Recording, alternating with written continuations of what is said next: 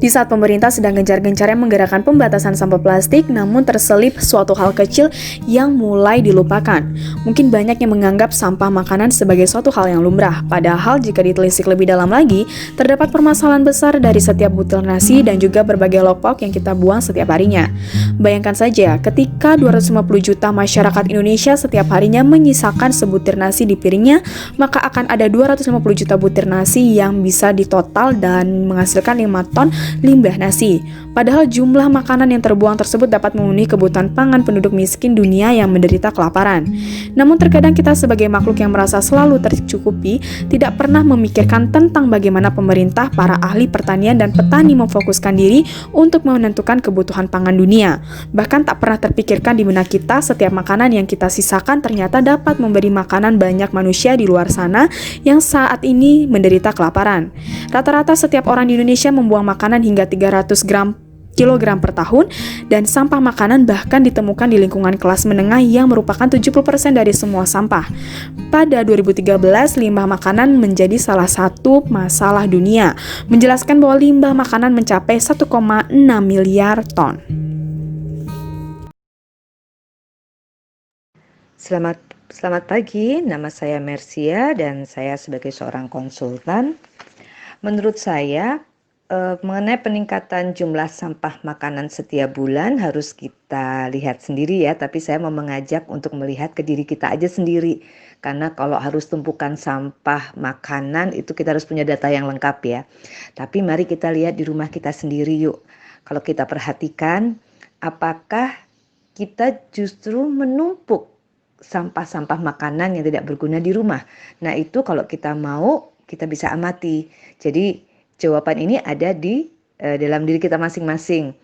Kalau ternyata kita masing-masing berkontribusi semakin menumpuk jumlah sampah makanan yang semakin banyak setiap harinya, otomatis kalau orang lain pun melakukan hal serupa, maka tidak mungkin kalau sampah itu akan justru tidak berkurang tapi malah bertambah banyak ya. Itu menurut saya. Jadi mari kita lihat sendiri di rumah kita masing-masing, melihat kebiasaan kita apakah kita bisa mengurangi sampah makanan atau malah justru menambahnya.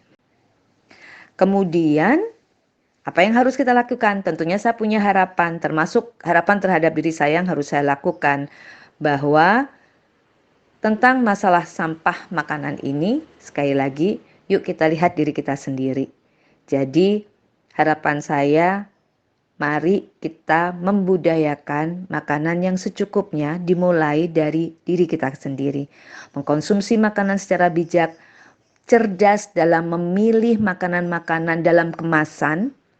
Sebisa mungkin mari kita olah makanan kita sendiri yang tentunya bisa lebih sehat, lebih cool dan lebih membuat kita bahagia.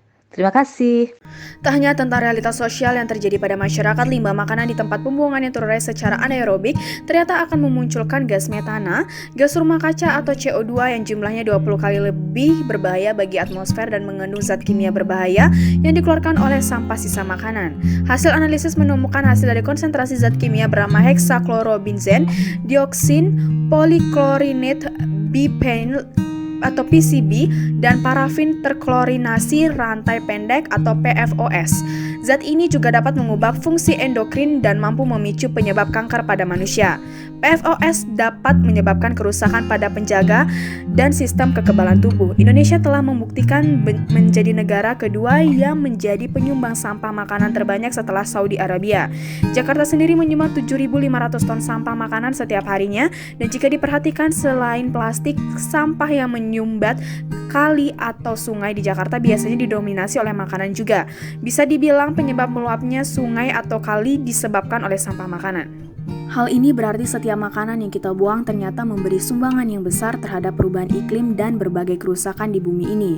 Dikala banyak orang berorasi tentang efek rumah kaca, instansi-instansi membentuk pertahanan untuk mendandani lingkungan, tanpa kita sadari kerusakan-kerusakan lingkungan ternyata disebabkan oleh pola-pola kecil yang sering kita lakukan dalam hidup kita. Ternyata simpel memang, namun bila ditelisik lebih dalam lagi, ternyata banyak hal yang akan ditimbulkan dari pola-pola simpel tersebut.